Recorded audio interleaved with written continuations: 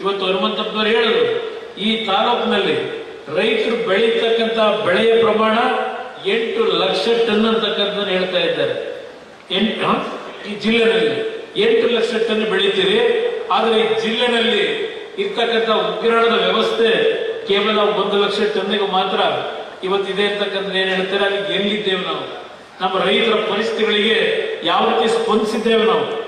ಇಂಥ ಒಂದು ಸಂದರ್ಭದಲ್ಲಿ ಇವತ್ತು ಇರ್ತಕ್ಕಂಥ ಕೇಂದ್ರ ಸರ್ಕಾರದ, ರಾಜ್ಯ ಸರ್ಕಾರದ ನೆರವುಗಳೇನಿದೆ ಅದನ್ನ ಬಳಕೆ ಮಾಡಿ ಈ ಭಾಗದ ನನ್ನ ರೈತ ಬಂಧುಗಳು, ನೇಕಾರರ ಬಂಧುಗಳಿಗೆ ಇಂಥ ಒಂದು ಉತ್ತಮವಾದಂತ ಸುಸಜ್ಜಿತವಾದಂತಹ ಒಂದು ಉಗ್ರಾಣವನ್ನ ನಿರ್ಮಾಣ ಮಾಡಿರ್ತಕ್ಕಂಥದ್ದೇನಿದೆ, ಇವತ್ತು ಈ ವ್ಯಕ್ತಿಯ ನಡವಳಿಕೆಯನ್ನ ತಾವೆಲ್ಲರೂ ಯೋಚನೆ ಮಾಡಿ ಅರ್ಥ ಮಾಡ್ತೀವಿ. ಇವತ್ತು ಅಧಿಕಾರ ಇರಲಿ ಇಲ್ಲದೆ ಹೋಗಲಿ, ನಿಮ್ಮ ಪರವಾಗಿ ಇವತ್ತು ಈ ಭಾಗದ ರೈತರ ಆರ್ಥಿಕ ಶಕ್ತಿಯನ್ನ, ನೇಕಾರ ಕುಟುಂಬಗಳ ಗೌರವಿತವಾದ ಬದುಕನ್ನ ನಿರ್ಮಾಣ ಮಾಡಬೇಕು ಅಂತಕ್ಕಂಥ ನಿಟ್ಟಿನಲ್ಲಿ ಅವರು ಸಲ್ಲಿಸ್ತಾ ಇರ್ತಕ್ಕಂಥ ಈ ಸೇವೆಯ ಹಿನ್ನೆಲೆಯಲ್ಲಿ ಹೇಳ್ತಾ ಇದ್ದೇನೆ. ಬಹುಶಃ ನಮ್ಮ ಗದ್ದಿಗೌಡರಿರ್ಲಿ, ನಾರಾಯಣ್ ಬಾಂಡ್ಲೆ ಅವರಿರ್ಬೋದು, ನಮ್ಮ ನಿರಾಣಿಯವರ ಬಗ್ಗೆ ನಾನು ಹೇಳೋದೇನು ಬೇಡ. ಇವತ್ತು ನಿರಾಣಿಯವರು ಒಂದು ರೈತ ಕುಟುಂಬದಲ್ಲಿ ಬಂದರೂ ಅವರಿಗೆ ಇರ್ತಕ್ಕಂಥ ಒಂದು ಭಗವಂತ ಕೊಟ್ಟಂತ ಒಂದು ಆಶೀರ್ವಾದ. ಅದರ ಹಿನ್ನೆಲೆಯಲ್ಲಿ ಇವತ್ತು ನಾಡಿನಾದ್ಯಂತ ಯಾವೊಂದು ಸಕ್ಕರೆ ಕಾರ್ಖಾನೆಗಳನ್ನು ಪ್ರಾರಂಭ ಮಾಡಿ ಸಾವಿರಾರು ಕುಟುಂಬದ ಮಕ್ಕಳಿಗೆ ಉದ್ಯೋಗ ಕೊಟ್ಟು ಇವತ್ತು ಅವರು ಅವರ ವೈಯಕ್ತಿಕವಾದಂತ ಸಾಧನೆಯಲ್ಲಿ ಹಲವಾರು ಕುಟುಂಬಗಳ ಬದುಕಿಗೆ ಒಂದು ಶಕ್ತಿಯನ್ನು ಕೊಟ್ಟಿದ್ದಾರೆ. ಈ ರೀತಿಯ ಒಂದು ವ್ಯಕ್ತಿಗಳು ಇವತ್ತು ನಮ್ಮ ರಾಜ್ಯದಲ್ಲಿ ಬರ್ತಕ್ಕಂಥದ್ದಕ್ಕೆ ಜನತೆ ತೀರ್ಮಾನಕ್ಕೆ ಬರಬೇಕು. ಯಾವುದೋ ಒಂದು ಸುಳ್ಳುಗಳನ್ನ ಹೇಳಿ ಬರೀ ಮಾಧ್ಯಮಗಳಲ್ಲಿ ದೊಡ್ಡ ದೊಡ್ಡ ಇವತ್ತು ಜಾಹೀರಾತುಗಳನ್ನ ಕೊಟ್ಟು ಹೇಳ್ತಾರೆ. ಬೆಂಗಳೂರಿನಲ್ಲಿ ನಿನ್ನೆ ಅದೆಂತದ್ದು ಫ್ರೀಡಮ್ ಹಬ್ಬ ಮಾಡಿದ್ದಾರೆ. ಫ್ರೀಡಮ್ ಹಬ್ಬ ಮಾಡಿ ಏನು ದೊಡ್ಡ ಒಂದು ಕಾರ್ಯಕ್ರಮ ಕೊಟ್ಟಿದ್ದೇವೆ ಅಂತೇಳಿ ಭಾಷಣ ಮಾಡ್ತಾರೆ. ರಾಜ್ಯದಲ್ಲಿ ಬರಗಾಲ, ಹಲವಾರು ಹಳ್ಳಿಗಳು ಇವತ್ತು ಸಂಕಷ್ಟದಲ್ಲಿದ್ದಾರೆ. ರೈತರಿಗೆ ಕುಡಿಯೋ ನೀರಿನ ಹಳ್ಳಿಗಳಲ್ಲಿ ಅಲ್ಲಿ 7.5 ಕೋಟಿ ಖರ್ಚು ಮಾಡಿ 7.5 ಕೋಟಿ ಹಣ ಖರ್ಚು ಮಾಡಿ ಅದೆಂಥದ್ದು ಫ್ರೀಡಮ್ ಹಬ್ಬ ಮಾಡಿದ್ದಾರೆ. ಮುಂದೆ ಡಿಸೆಂಬರ್ ಇನ್ನೂ ದೊಡ್ಡ ಮಟ್ಟದಲ್ಲಿ ಹಬ್ಬ ಮಾಡ್ತಾರೆ. ಹಬ್ಬ ಯಾವಾಗ ಮಾಡಬೇಕು?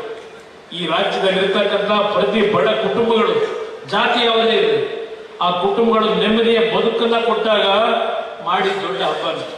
ಇವತ್ತು ನಾಡಿನ ಜನತೆಯ ತೆರಿಗೆ ಹಣವನ್ನ ದುರ್ಬಳಕೆ ಮಾಡಿ ಈ ರೀತಿ ಹಬ್ಬವನ್ನ ಮಾಡಿ ಏನ್ ಸಾಧನೆ ಮಾಡ್ತೀವಿ? ಯಾವ ಸಾಧನೆಯನ್ನ ಮಾಡಲಿಕ್ಕೆ ನಿನ್ನೆ ದಿನ ಬೆಂಗಳೂರು ನಗರದ ವಿಧಾನಸೌಧ ಮುಂಭಾಗದಲ್ಲಿ ನಡೆಸಿದ್ದೀರಿ. ಇದಕ್ಕೆ ನಾನು ಅಸೂಯೆಯಿಂದ ಹೇಳ್ತಾ ಇಲ್ಲ.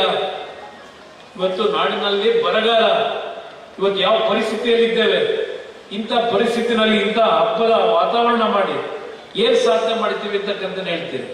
ಹಲವಾರು ವಿಷಯಗಳನ್ನ ಚರ್ಚೆ ಮಾಡಬಲ್ಲೆ ಈ ರಾಜ್ಯದಲ್ಲಿ ನಡೀತಿರ್ತಕ್ಕಂಥ ದುರ್ವ್ಯವಹಾರಗಳ ಬಗ್ಗೆ.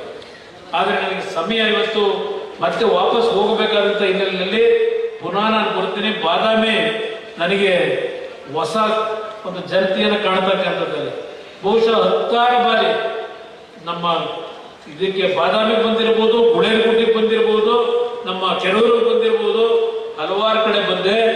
ನಾನು ಮುಖ್ಯಮಂತ್ರಿ ಆದಂತ 14 ತಿಂಗಳ ಅವಧಿಯಲ್ಲಿ ಬಾದಾಮಿಯ ಹಲವಾರು ಕೆರೆಗಳಿಗೆ ನೀರನ್ನ ತುಂಬಿಸಬೇಕು ಅಂತ ಹೇಳಿ ನಾನು ಕೊಟ್ಟಂತ ಹಣವೇ ಇನ್ನೂ ಸಂಪೂರ್ಣವಾಗಿ ಉಪಯೋಗ ಮಾಡಿ ಈ ರಾಜ್ಯದಲ್ಲಿ ಒಂದು ತಾಲೂಕಿನಲ್ಲಿ ಕೆರೆಗಳಿಗೆ ನೀರನ್ನ ಸರ್ಕಾರ ತುಂಬಿಸಿಲ್ಲ. ಕೆಲವರು ನೀರಾವರಿಗೆ ನಾನೇ ಅಪ್ರೂವಲ್ ಕೊಟ್ಟೆ. ಇವತ್ತು ಎಲ್ಲಿಗೆ ಬಂದಿದೆ, ಏನಾಗಿದೆ?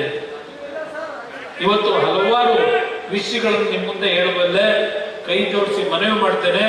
ಇವತ್ತು ಬಿಜೆಪಿ ಮತ್ತು ಜೆಡಿಎಸ್ ನ ಮೈತ್ರಿಯಲ್ಲಿ ನಾವೇನು ಹೊರಟಿದ್ದೇವೆ, ಒಂದು ಹೊಸ ರೀತಿಯ 2006ನೇ ಇಸ್ವಿಯ ನಡೆದಂತ ಒಂದು ಉತ್ತಮವಾದ ಸರ್ಕಾರವನ್ನ ತರ್ತಕ್ಕಂಥದ್ದಕ್ಕೆ ಈ 2 ಪಕ್ಷಗಳ ಅಭ್ಯರ್ಥಿಗಳನ್ನ ಗೆಲ್ಲಿಸ್ತಕ್ಕಂಥದ್ದಕ್ಕೆ ತಾವು ನಿರ್ಣಯ ಮಾಡಿ ಈ ರಾಜ್ಯದ ಬದುಕನ್ನು ಸರಿಪಡಿಸಿಕೊಡ್ತೀವಿ.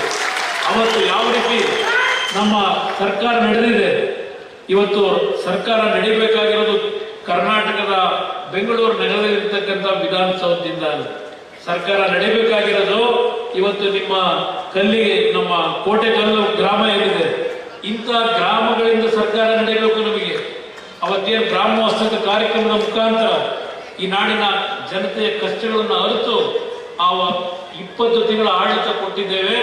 ಆ ರೀತಿಯ ಆಡಳಿತ ಈ ರಾಜ್ಯದಲ್ಲಿ ಪುನಃ ತರಲಿಕ್ಕೆ ನಿಮ್ಮ ಆಶೀರ್ವಾದವನ್ನ ತಾವು ನೀಡಬೇಕು ಅಂತಕ್ಕಂಥದನ್ನ ಈ ಸಂದರ್ಭದಲ್ಲಿ ಹೇಳಿ, ಇವತ್ತೇನು ಇಂಥ ಒಂದು ಉತ್ತಮವಾದಂತಹ ಉಗ್ರಾಣವನ್ನು ನಿರ್ಮಾಣ ಮಾಡಿದ್ದಾರೆ. ರೈತರು ಬೆಳೆದಿರ್ತಕ್ಕಂಥ ಬೆಳೆಯನ್ನ ಉತ್ತಮವಾದಂಥ ರೀತಿಯಲ್ಲಿ ಬೆಲೆಯನ್ನ ಪಡೆಯತಕ್ಕಂಥದ್ದು ನಿಮಗೆ ಬೇಕಾದಂತ ಸಂದರ್ಭದಲ್ಲಿ ನಿಮ್ಮ ಬೆಳೆಯನ್ನ ಸಂರಕ್ಷಣೆ ಮಾಡ್ಕೊಳ್ಳಿಕ್ಕೆ ಈ ಉಗ್ರಾಣ ಒಂದು ಉತ್ತಮವಾದ ಒಂದು ನಿಮಗೆ ಅನುಕೂಲಗಳೇನಿದೆ ಇದೆಲ್ಲವನ್ನ ಬಳಕೆ ಮಾಡ್ಕೊಳ್ಳಿರ್ತಕ್ಕಂಥ ಮಾತನ್ನು ಹೇಳಿ ಮತ್ತೊಮ್ಮೆ ನಿಮ್ಮೆಲ್ಲರಿಗೆ ನನ್ನ ಗೌರವಪೂರ್ವಕವಾದ ವಂದನೆಗಳನ್ನು ಸಲ್ಲಿಸಿ ನನ್ನ ಎರಡು ಮಾತು ಮುಗಿಸ್ತೇನೆ. ಜೈ ಹಿಂದ್, ಜೈ ಕರ್ನಾಟಕ.